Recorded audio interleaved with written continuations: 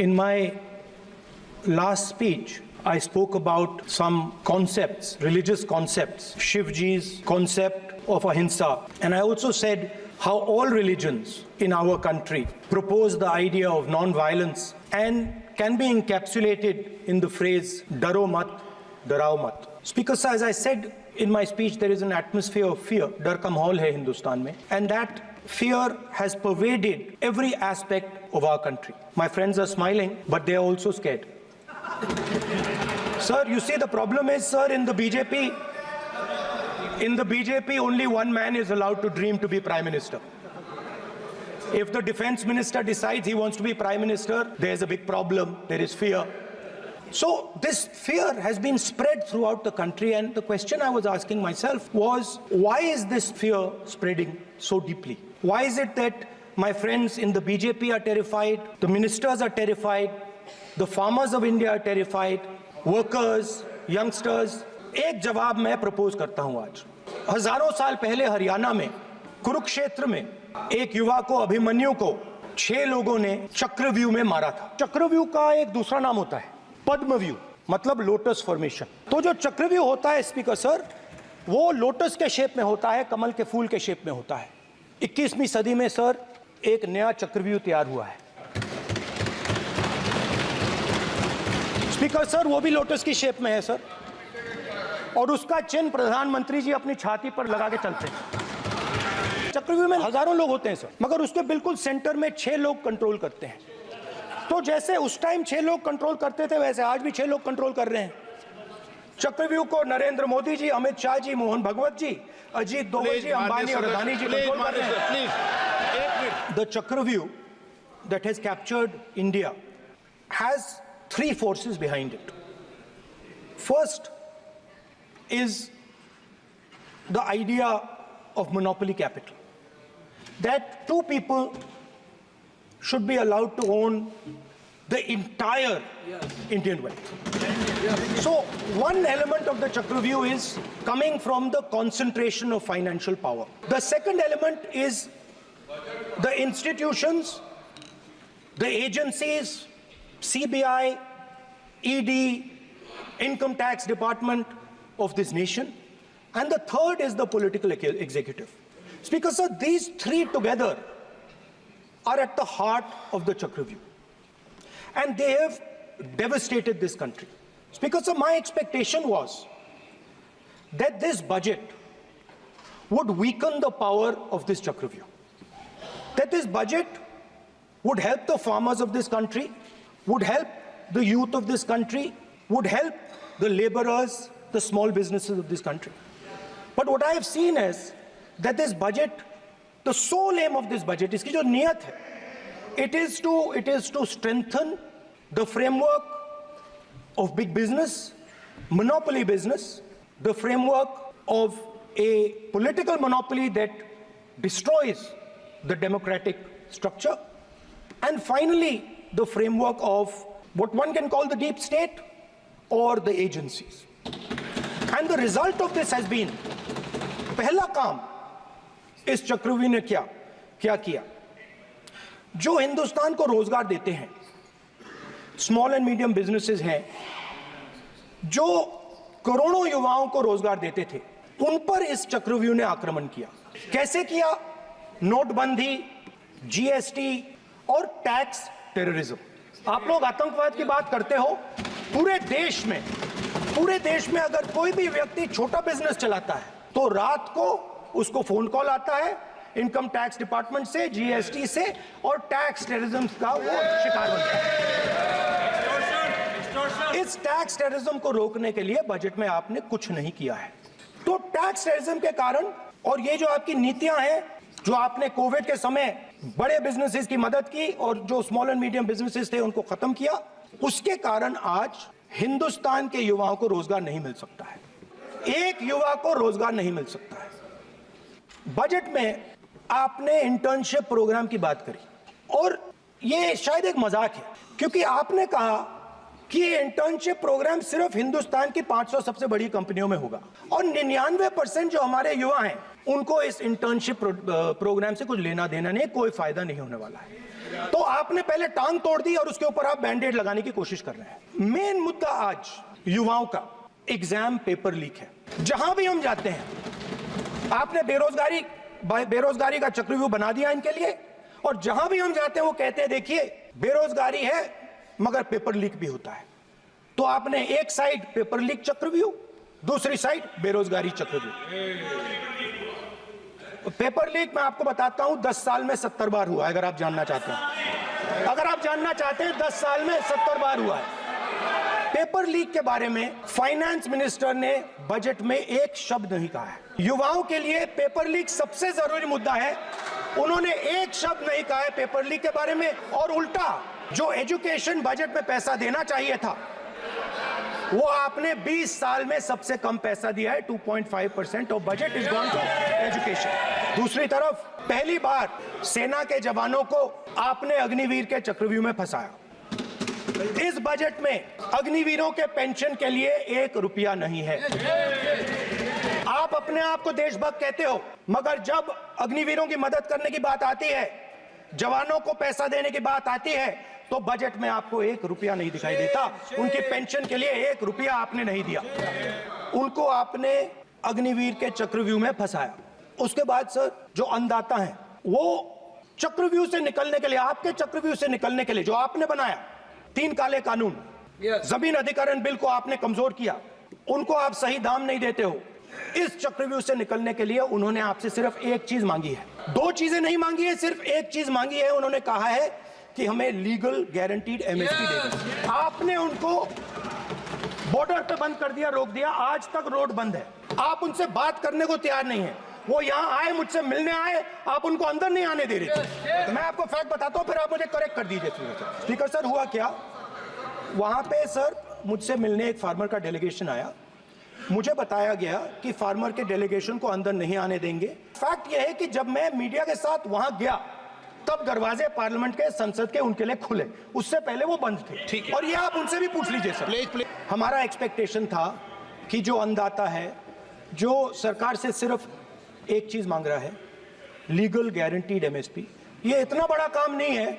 हमें लगता था कि अगर सरकार बजट में इसका प्रोविजन कर देती तो जो हमारे किसान हैं जो चक्रव्यूह में, आपके चक्रव्यूह में फंसे हैं, वो निकल पाते। ये हमारी थिंकिंग थी, मगर आपने नहीं किया। तो मैं यहां इंडिया गठबंधन के तरफ से गारंटी देता हूं कि हम ये काम करके दिखा देंगे। मैं हिंदुस्तान के सब किसानों से कहना चाहता हूं, गारंटीड लीगल एमएसपी हम इस सदन में पास करके आपको देंगे। सर मिडिल क्लास जो है वो शायद इस बजट से पहले प्रधानमंत्री को सपोर्ट करता था।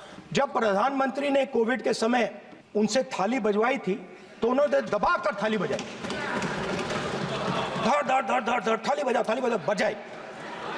हमें अजीब लगा, मगर प्रधानमंत्री ने मिडिल क्लास को ऑर्डर दिया तो मिडिल क्लास ने थाली बजाई। उसके बाद प्रधानमंत्री ने उसी मिडिल क्लास से कहा मोबाइल फोन की लाइट जलाओ, और मोबाइल फोन की लाइट जली। अब इस बजट में आपने उसी मिडिल क्लास के एक छुरा पीठ में मारा, दूसरा छुरा छाती में, एक इधर मारा और एक इधर मारा। इंडेक्सेशन जो आपने कैंसिल की वो पीठ में छुरा था, और जो कैपिटल गेन्स टैक्स आपने बढ़ाया वो छाती में छुरा। आपने long term capital gains tax को 10% से 12.5% किया, यहां छुरी मारी, और शॉर्ट टर्म को 15 से 20% छुरी मारी। दुख की बात है, मगर इसमें एक इंडिया गठबंधन के लिए एक हिडन बेनिफिट है। मिडिल क्लास अब आपको छोड़ने जा रही है और इस साइड आ रही है। तो मेरा कहना है, जहां भी आपको मौका मिलता है आप चक्रव्यूह बना देते हो। एक चांस मिलता है आप चक्रव्यूह बना देते हो। हम चक्रव्यूह तोड़ने का काम करते हैं। हमारे बजट में किसान का कर्जा माफ हुआ, चक्रव्यूह तोड़ा। मनरेगा हुआ, चक्रव्यूह तोड़ा। तो हम चक्रव्यूह तोड़ने का काम करते हैं, आप चक्रव्यूह बनाने का काम करते हो। आप चाहते हो कि हिंदुस्तान छोटे छोटे खांचों में रहे। हिंदुस्तान के गरीब लोग सपना ना देख पाए, सिर्फ अदानी और अंबानी। अरे सर सर कैसे बोलूं सर? सर तो सर मैं फिर मैं सर 3 और 4 कह देता हूं उनको। 3 और 4 ठीक है सर। ये जो 2 लोग हैं सर, ये हिंदुस्तान के इंफ्रास्ट्रक्चर को, बिजनेस को कंट्रोल करते हैं सर। इनके पास एयरपोर्ट है, टेलीकॉम का सिस्टम है, अब पोर्ट्स हैं, अब रेलवेज में जा रहे हैं सर। इनके पास हिंदुस्तान के धन की मोनोपोली है। तो सर मैं समझ नहीं पा रहा हूं इनके बारे में मैं इंडिकेट कैसे करूं। इनके बारे में बोलना तो पड़ेगा सर। अगर आप हमें कहो कि इन दोनों के बारे में आप बोल ही नहीं सकते तो वो तो हमारे लिए एक्सेप्टेबल ही नहीं है सर। हमें तो बोलना है। अब आप चाहते हो कि नाम ना ले तो कोई और सिस्टम दे दीजिए हमें। A1 एंड A2 की रक्षा करनी है, मैं समझता हूँ, नो प्रॉब्लम। वो सर ऊपर से ऑर्डर आया है सर ऊपर से ऑर्डर आया है सर, मैं समझता हूँ, मैं इस पर कोई टिप्पणी नहीं करूंगा। देश में तकरीबन 73% दलित, आदिवासी और पिछड़े वर्ग के लोग हैं और ये हिंदुस्तान की मेन शक्ति है, स्ट्रेंथ है। और सच्चाई है कि इनको कहीं भी जगह नहीं मिलती है। इनको बिजनेस में जगह नहीं मिलती है, इनको कॉर्पोरेट इंडिया में जगह नहीं मिलती है, इनको सरकारों में जगह नहीं मिलती है। ये देखिए सर, प्लीज ये देखिए सर, तो मुझे ये करना है सर, वो देखो आगे।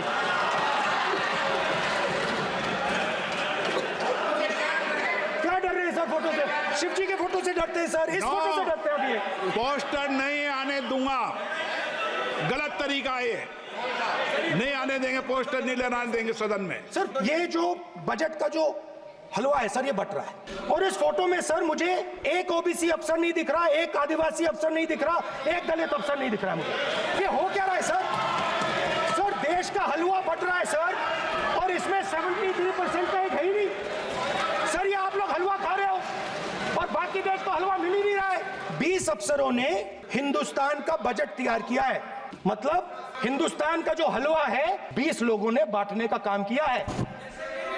अब स्पीकर सर, उन 20 लोगों में से 90% लोगों में से 90% लोगों में से सिर्फ 2 हैं, एक माइनॉरिटी और एक ओबीसी। और इस फोटो में एक भी नहीं है, मतलब फोटो में आपने पीछे कर दिया। फोटो में तो आने नहीं दिया आपने, कोई नहीं आ सकता।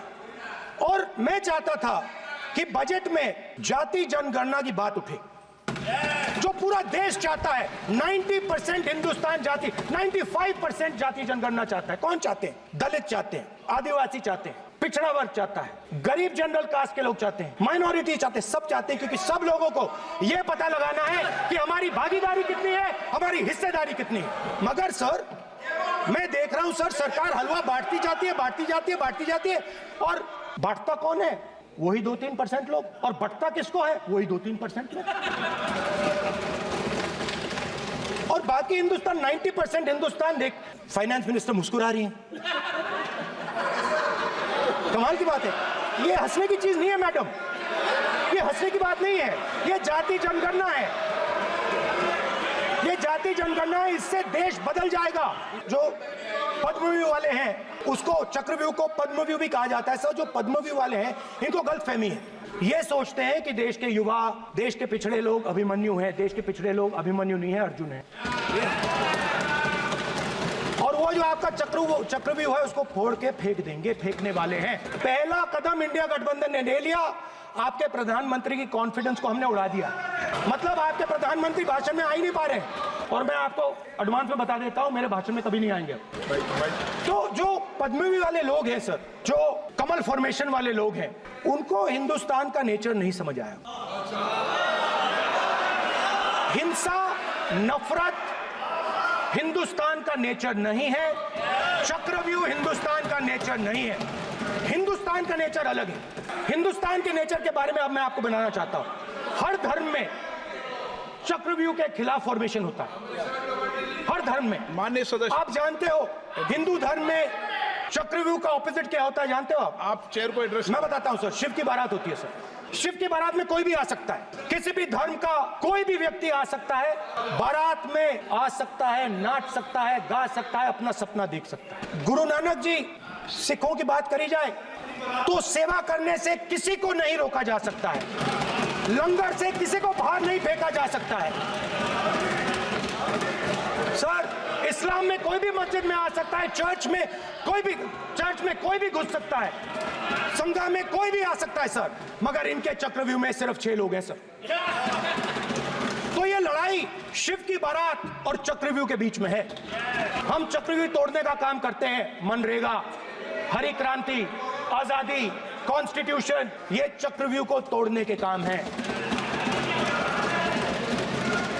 इससे देश में खुशी आती है, डर मिटता है, कॉन्फिडेंस आती है। आप पद्मव्यूह चक्रव्यूह बनाने का काम करते हो। चक्रव्यूह शिव की बारात को हरा ही नहीं सकता है।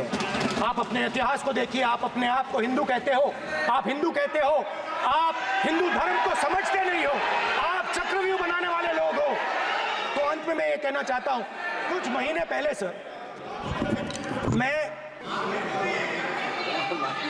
जो आपने चक्रव्यूह, स्पीकर सर, जो चक्रव्यूह बनाए गए हैं,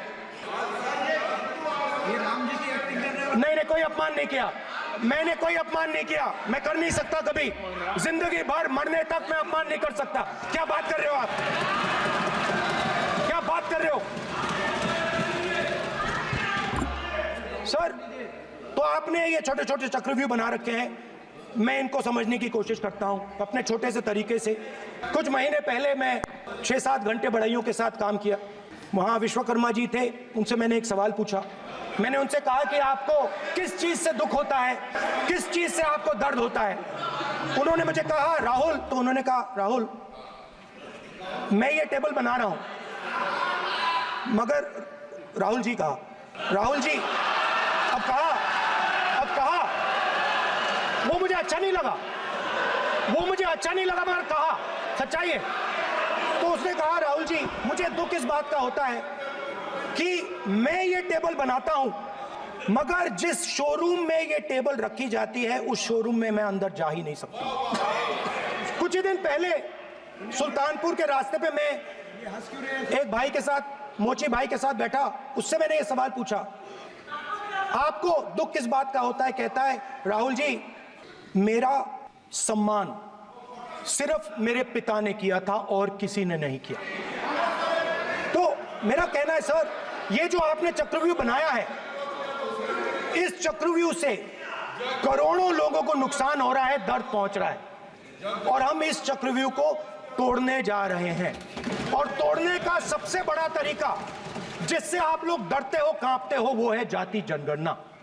और जैसे मैंने कहा था कि इंडिया गठबंधन गारंटीड लीगल एमएसपी इस सदन में पास करेगी, वैसे ही मैं कह रहा हूं, आपको अच्छा लगे ना लगे, जाति जनगणना इस हाउस में, इस सदन में पास करके हम आपको दिखाएंगे।